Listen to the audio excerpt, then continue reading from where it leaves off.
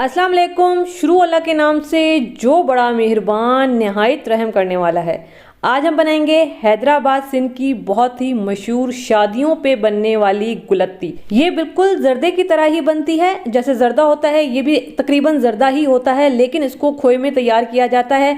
यहाँ कराची में आपको जर्दा मिलेगा, हैदराबाद की शादियों पे दावतों पे आपको ये मज़ेदार गुलत्ती खोए वाले चावल मिलेंगे। तो चलिए हम इसको बनाना स्टार्ट करते हैं। कैसे बनेगी ये मज़ेदार गुलत्ती स्टार्ट करते हैं। बिस्मिल्लाहिर्रहमानिर्रहीम। रेसिपी पसंद आए चैनल को ज़रूर सब्सक्राइब करें। यहाँ पे मेरे पास आधा किलो चावल हैं। वैसे तो जर्दा और गुलत्ती बनते हैं सेला चावल में, लेकिन मेरे पास इस वक्त सेला चावल नहीं है, मैं बासमती चावल का इस्तेमाल कर रही हूँ। बासमती चावल हैं तो मैं 15 मिनट के लिए इनको भिगो के रख दूंगी। अगर आपके पास सेला चावल हैं तो आपने 2 घंटे के लिए चावलों को भिगो के रखना है। वैसे मैं आपको मशवरा दूंगी, गुलत्ती बना रहे हैं तो आप इसको सेला चावल में बनाएं। अब यहाँ पे पानी मैंने बॉयल होने के लिए रख दिया है। पानी में मैं क्या क्या चीज़ें डालूंगी, 4 लौंग है। अगर आपको लौंग का फ्लेवर नहीं पसंद जर्दे में तो आप बेशक ना डालें। 4 हरी इलायची है जिसका मैंने मुंह खोला है ताकि अच्छा फ्लेवर निकल कर आए। अब सबसे पहले पानी में बॉयल आने देंगे। तो ये देखिए पानी बड़ा ज़बरदस्त तरीके से बॉयल होना स्टार्ट हो गया है। इसमें मैं ये भीगे हुए और धुले हुए चावल डालूंगी। चावलों को मैंने बहुत अच्छे से धो के साफ कर लिया है। और अब यहाँ पे मेरे पास बासमती चावल हैं तो मैं यहाँ पे चावलों को तकरीबन 90% डन करूँगी। तकरीबन 1 कनी कच्चा होने तक हमने चावलों को बॉयल करना है। तो ये देखें जी, चावलों को तकरीबन 8 मिनट तक मैंने बॉईल किया है और इसमें हल्की सी कसर है।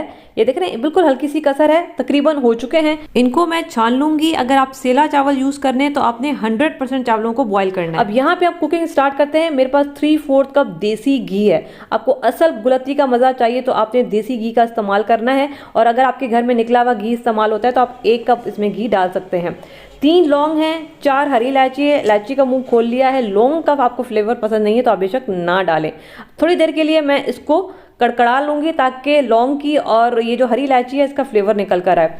इसके अलावा गुलत्ती का मेन इंग्रेडिएंट है खोया। तकरीबन 300 ग्राम मेरे पास खोया है। 1.5 कप के बराबर मैं इसमें खोया ले रही हूँ। अब बिल्कुल हल्की आंच पे हमने खोए को पकाना है। आंच तेज होगी तो खोया जल जाएगा, पैन में लग जाएगा। हल्की आंच पे हमने इसकी भुनाई करनी है। चम्मच नहीं छोड़ना है, चम्मच चलाते हुए इसकी भुनाई करनी है जब तक खोए का कलर चेंज नहीं हो जाता। हम नॉन स्टिक पैन का इस्तेमाल नहीं कर रहे हैं। इस वाले पैन में खोया फौरन से लग जाएगा और जलना स्टार्ट हो जाएगा, तो आपने चम्मच चलाते रहना है। तो ये देखिए मैं मुसलसल चम्मच चला रही हूँ और यहाँ पे ये देख रहे हैं ये नीचे थोड़ा सा लग रहा है। आपने इस तरह से रगड़ रगड़ के इसको भूनना है तकरीबन 10 मिनट। तो ये देखें 10 मिनट से मैं इसको चम्मच चला चला के भून रही हूँ और ये शक्ल आ गई है। बस अब मैंने चूल्हा बंद कर दिया है। इसमें से आधा खोया हम निकाल लेंगे। ठीक है, थोड़ा सा हम निकाल लेंगे। क्या करना है ये मैं आपको एंड में बताती हूँ। इसको निकाल के हम साइड पे रखेंगे, थोड़ा सा ठंडा होने देंगे। फिर इसका क्या करना है ये मैं आपको बताती हूँ। अभी मैं इसको साइड पे रखूंगी। अब यहाँ पे मैं 1 कप दूध डालूंगी। दूध डालने का मकसद ये है कि हमारे जो चावल हैं, जब हम चीनी डालेंगे चावलों में तो अक्सर क्या होता है, जर्दा या फिर मीठे चावल वो अकड़ जाते हैं, क्योंकि वो शीरा बनने के बाद वो शीरा मुकम्मल तौर पर चावल जज्ब नहीं करते हैं और चावल अकड़ जाते हैं। तो दूध से ये होगा कि चावल हमारे नरम बनेंगे, दूध से अच्छी स्टीम बनेगी और जो चावल हैं वो शीरे को बहुत अच्छे से जज्ब कर लेंगे। अब मैंने इसमें 1/4 कप किशमिश डाली है और 2 मिनट खोए और दूध को हम पकाएंगे मीडियम आंच पे। 2 मिनट पकाने के बाद अब मैं इसमें डालूंगी बॉयल किए हुए राइस। जब खोया दूध में अच्छा सा मिक्स हो जाए फिर हमने ये बॉयल किए हुए चावल डालने हैं, और चावल थोड़े से एहतियात से डालने हैं क्योंकि बॉयल हुए हुए हैं फ़ौरन से टूट जाएंगे। अगर सेला चावल होते तो थोड़ी बहुत बचत हो जाती है, लेकिन बासमती चावल हैं बहुत नाजुक होते हैं, फ़ौरन से टूट जाते हैं। अब मैं इसमें 1.25 कप चीनी डाल रही हूँ। चीनी आप अपने जायके के हिसाब से डालिएगा, जितना भी मीठा आपके घर में पसंद किया जाता है। मैं आधा किलो चावल में 1.25 कप चीनी डाल रही हूँ। मेरे हिसाब से तो ये मुनासिब मीठा है, बाकी आप अपने हिसाब से देख लीजिएगा। आंच को मैंने हल्का रखा हुआ है। हल्की आंच पे मैं चावलों को और चीनी को मिक्स करूंगी। बिल्कुल हल्के हाथ से मिक्स करना है ताकि चावल हमारे टूटे नहीं। मेरे पास तो बासमती चावल हैं और बासमती चावल जल्दी टूट जाते हैं, तो इस वजह से बिल्कुल एहतियात से हमने इसको मिक्स करना है। आंच को मैंने फिलहाल हल्का ही रखा हुआ है। इसको कवर कर दूंगी।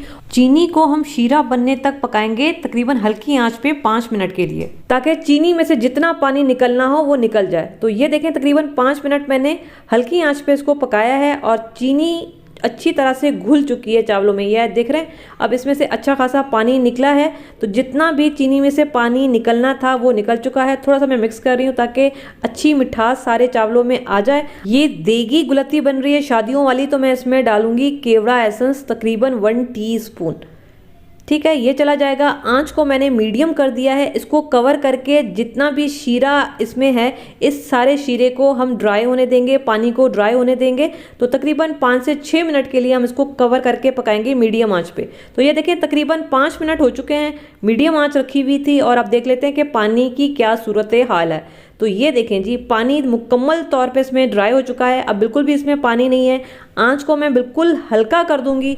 ढक्कन को मैंने रुमाल से कवर किया है। मकसद ये है कि अच्छी स्टीम बने अंदर और चावल हमारे नरम बने। आंच को मैंने बिल्कुल हल्का रखा है और इसी हल्की आंच पे मैं तकरीबन 20 से 25 मिनट इसको दम पे छोड़ूंगी। हल्की आंच पे स्टीम में बनेंगे तो ये चावल बहुत ही सॉफ्ट नरम बनेंगे, अकड़े हुए नहीं बनेंगे। तो ये देखिए, तकरीबन 20 मिनट मैंने हल्की आंच पे इनको रखा है और ये बेहतरीन हमारी गुलत्ती खुशबुओं के साथ तैयार हुई है। ये चावल देखें, बहुत ही नरम बने हैं माशाल्लाह से। अब मैं इसमें चमचम डाल रही हूँ, ये जो छोटे वाले होते हैं रंगीन, ये आपको जितने भी पसंद है आप अपने हिसाब से कम ज़्यादा रख सकते हैं। आधा कप मैं इसमें डालूंगी अशरफी ग्रीन वाली और 1/4 कप मैं रेड वाली डाल रही हूँ। अशरफियाँ भी आप अपने हिसाब से कम ज़्यादा रख सकते हैं, जितना भी आपको जर्दे में पसंद है। इसके अलावा थोड़े से मैं इसमें डालूंगी बादाम। आप इसमें बादाम, पिस्ते, अखरोट, जो भी ड्राई फ्रूट आपको पसंद हो आप इसमें ढेर सारे भर भर के डाल सकते हैं, वो आपकी पसंद पर है। और ये जो हमने खोया मावा निकाला था, इसको मैंने हाथ की मदद से तोड़ के चूरा कर लिया है। तो ये मैं ऊपर से ये मावा डालूंगी, इसको कवर कर दूंगी। तकरीबन 2 से 3 मिनट हम मजीद इसको दम पे रखेंगे। अब यहाँ पे मैंने 3 मिनट इसको दम पे रखा था। ढक्कन हटाएंगे, बिस्मिल्लाहिर्रहमानिर्रहीम। और ये हमारी मज़ेदार खुशबूदार मीठी मीठी खुशबू के साथ गुलत्ती तैयार है। चावल देखें, बिल्कुल भी चिपके हुए नहीं हैं और एक एक चावल अलग है। जबकि मैंने बासमती चावल का इस्तेमाल किया है क्योंकि मेरे पास इस वक्त सेला चावल नहीं थे। जो चीज़ घर में थी मैंने उन्हीं का इस्तेमाल किया है।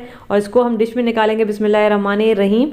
और ये देखें जी, क्या ही मज़ेदार खुशबूदार हमारी हैदराबाद सिंध की गुलत्ती तैयार है, जो शादियों में स्पेशली बनाई जाती है, दावतों पे। जैसे कराची में जर्दा बनता है, हैदराबाद में ये गुलत्ती बनती है। इसके अलावा ये जो मावा या फिर खोया जो हमने निकाला था, ये जब ठंडा हो जाए तो आपने फ़ौरन से इसको चूरा कर लेना है। अगर थोड़ी देर ज़्यादा आप रख देंगे तो फिर क्या होगा कि ये थोड़ा सा हार्ड हो जाएगा, फिर चूरा करना इसका मुश्किल हो जाएगा। मावे को चूरा करने के बाद हम डालेंगे इसको गुलत्ती के ऊपर, और ढेर सारा डालेंगे क्योंकि सारा पैसा सारा मज़ा इसी का है और इसी से गुलत्ती मुनफरिद बनती है जर्दे से। तो ये हमारी मज़ेदार हैदराबाद की मशहूर गुलत्ती तैयार होकर आ गई है। ऊपर से मैंने थोड़े से बादाम और अशरफियाँ मज़ीद डाल दी हैं। आप इसमें खूब सारे बादाम पिस्ते अपने हिसाब से डाल सकते हैं। बनाइएगा ज़रूर, मुझे बताइएगा कैसी बनी।